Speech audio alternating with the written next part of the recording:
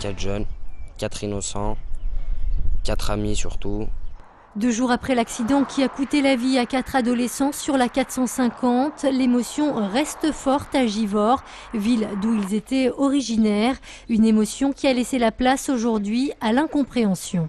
C'est des garçons vraiment très bien, qui sont tout le temps à l'école. Après l'école, ils sont dans le sport. Un accident tragique comme ça qui s'est passé, bon, personne ne peut savoir ce qui va se passer. Une collision aux raisons inexpliquées. Les enquêteurs attendent désormais de pouvoir interroger les 2 conducteurs, seuls survivants de ce drame. C'est un plaisir de venir sur mes terres, si j'ose dire.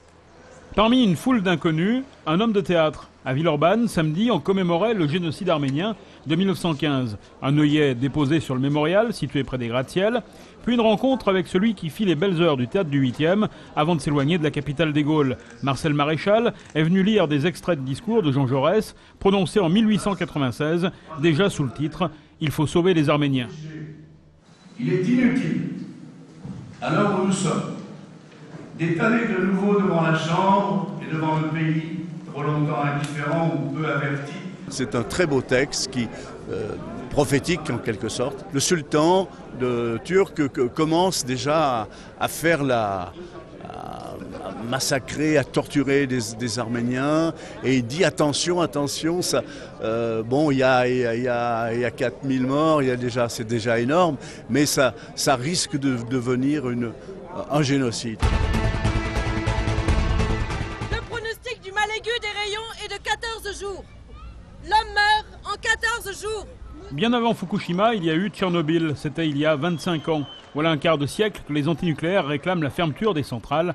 Ce week-end, ils se sont retrouvés entre Bellecour et Perrache pour une mise en scène revendicative. Arrêtons de construire la centrale nucléaire, remettons en place une véritable politique énergétique et basons-nous sur la sobriété, l'efficacité énergétique et les énergies renouvelables.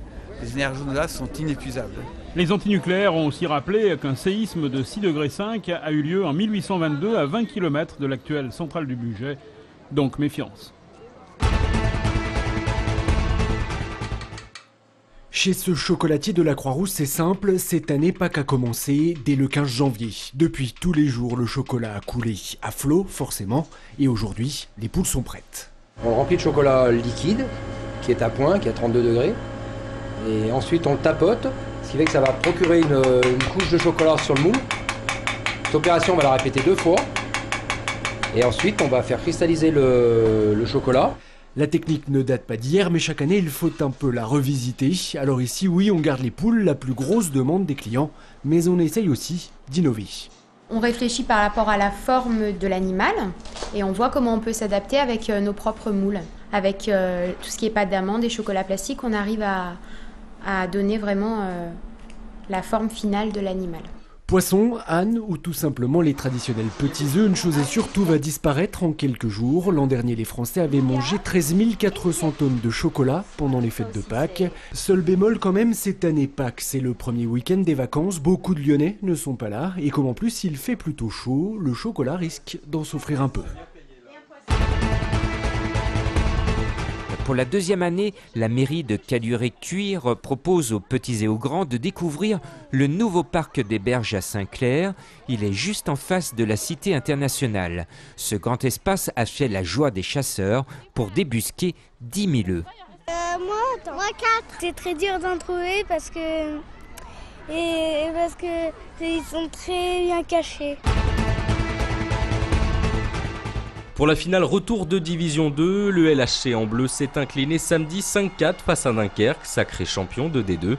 Les 2 équipes étaient assurées de monter en D1, l'objectif était donc rempli, place désormais à la préparation de l'année prochaine. J'ai envie de garder une bonne partie du groupe qui a fait le travail et qui a mérité sa place en D1. Maintenant, effectivement, il va falloir faire 2-3 changements pour se renforcer, le niveau de la D1 est un petit peu supérieur. Une année réussie donc pour les Lions qui reprendront la saison au mois d'août en Division 1. La 24e édition de la Scott Milboss s'est déroulée ce week-end à Grézieux-la-Varenne. 2000 participants venus parcourir les routes pittoresques des monts du Lyonnais. Nicolas Roux, lui, a remporté sa 5e victoire sur la distance reine, le 135 km.